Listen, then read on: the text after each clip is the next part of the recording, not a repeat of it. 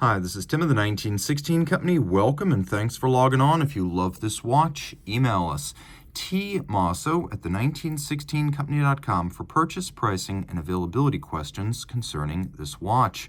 Today we are discussing a lovely 30-piece limited edition in platinum from Ulysse Nardin. This is one of the company's classical offerings, the San Marco HMS Victory. So 30 pieces in platinum featuring a Cloisonné Enamel dial depicting the flagship of the British fleet at the October 21st, 1805 Battle of Trafalgar. Now, the ship's still around today, still in commission as a museum. The flagship of Horatio Nelson, famed admiral and victor of Trafalgar. Over the combined French and Spanish fleet, it was the decisive naval battle of the Napoleonic Wars and one of the classical engagements in naval warfare, studied to this day for its tactical value. While the dial is arguably a fanciful depiction of victory, it is nevertheless beautifully made by hand and in excruciatingly slow fashion. Let's start with the basics. So in platinum, 40 millimeters in diameter, 10.9 millimeters thick, 47.7 millimeters from lug tip to lug tip, 20 millimeters between the lugs. This is not one of the UN watches built in period for the Russian market. This was designed for more of a world audience, being classically shaped, sized, and beautiful by traditional measures.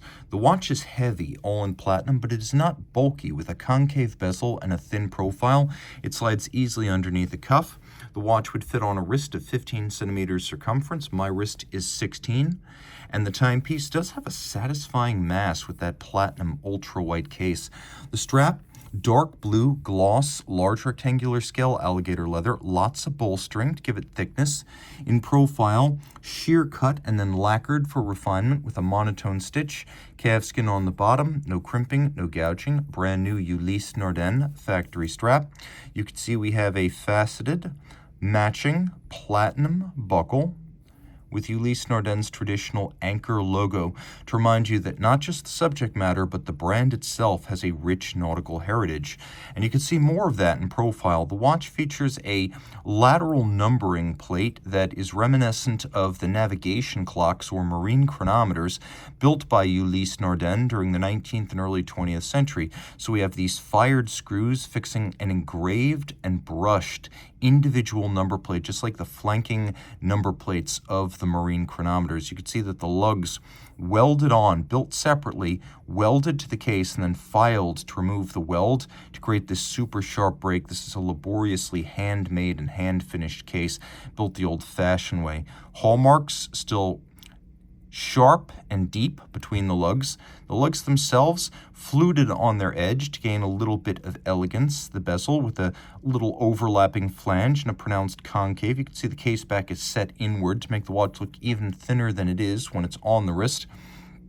The lovely little metallic and lacquered cap to the crown. You can see that Ulysse Nardin really thought of everything, giving you a little kerf for your fingernail underneath so you can more easily dig it in and withdraw the crown. 50 meters water resistant, so not an aquatic watch, but solidly more than the standard of 30 that you find on most dress watches. Taking a look at the dial, this is what you pay for by Donze Cadran. It is the company that only a year after this watch was made, Ulysse Nardin would purchase. So Donze, a specialist in fired enamel, using a gold base and then laying down different cloisons or gold wires to create the outlines of the primary features of the dial. These are little wires of gold. And then the enameler paints with different weights, colors, and blending of color to create the darkness, the color, and the forms of the dial. And you can see how intricate this is. For instance, the gun ports on the flank of Victory, you could see each one of those individually outlined by tiny gold wires bent by hand and then filled immaculately before firing over 20 times at 800 degrees centigrade. Even if you craft the wires and you paint the dial perfectly, enamel has a tendency to fracture and explode in the oven, making making it even harder to turn out the 30 pieces of this edition. Ulysse Nardin often chooses nautical imagery for its Cloisonné Enamel dials. This one particularly impressive since Trafalgar was an event of world historical importance, and there were even, speaking as an American who was in our Navy, there were even some Americans fighting on board the British ships because at the time the British had a tendency to, well, steal sailors at sea. Impressment is what they called it. And they were impressed, but they were not amused. But still, there were Americans at the Battle of Trafalgar. There were many nationalities. And it helped to determine the course of the war at sea and whether the Napoleonic Empire would be able to rely on overseas resupply and logistics to fuel its war effort. Now you can see that there are little white gold cabochons and leaf hands with a lancet-style seconds hand. No date, which is perfect for this kind of application. We have Ulysse Nardin nautical anchor and then a vaulted logo, which I love. And when you turn it over, you realize two things. One, this is a pretty basic ETA 2892A2, but there is nothing basic about this movement when it is in chronometer form. I don't have a lot of nails because I manicure my nails for your viewing pleasure. But taking a quick look here, you can see there's an anachron mainspring and a high-grade chronometer-grade balance. We have a 22-karat white gold mass with solarization at center. This mass is custom. The 5-position adjustment and the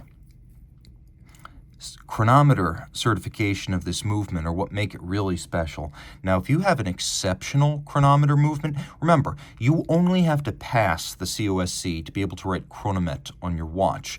But if you have a truly exceptional performance when the movement is tested, you might want to include the chronometer card from the test. Ulysse Nardin paid a little bit extra to obtain the chronometer card from this watch's 2-week COSC test, and the performance is extraordinary.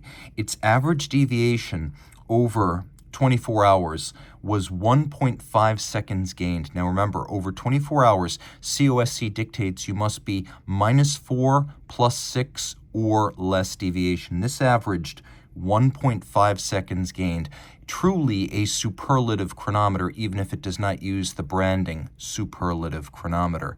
Now, what's a little bit strange here is that it says 38 joules on the movement, leading me to wonder whether or not some of these bridges might have originally been intended for a compound modular complication, such as a 2894 or a 2892 with the Dubois-Depraz chronograph module, because a 2892, as it is, as standard, only has 21 joules, so a little bit of an oddity here.